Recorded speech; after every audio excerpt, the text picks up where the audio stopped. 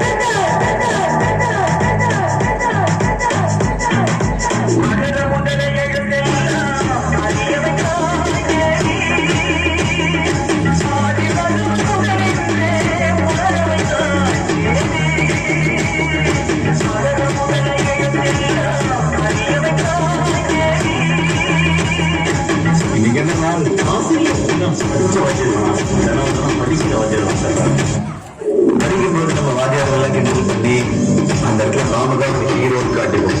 ஆனா ஏதோ ஒரு இடத்துல நம்ம மன்னிச்சு விட்டு அவங்க நமக்கு ஹீரோ ஆயிடுவாங்க. எல்லா மனிதர்களும் மதிக்கிறேன். ஆனா நான் வணங்குகிற மனித தெய்வங்கள் இந்த ஆசிரியர்.